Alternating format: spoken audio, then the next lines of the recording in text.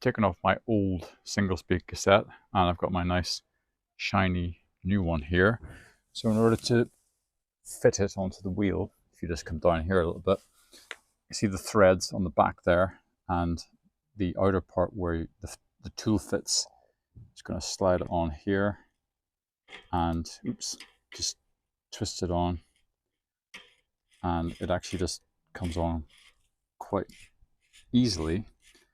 And then all we have to do when we get to a certain point is grab this, and I'm going to just slot it on there like I was doing on the removal.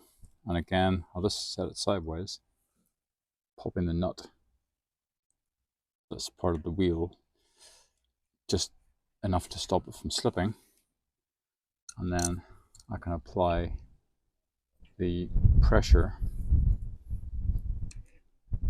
to get it tightened up.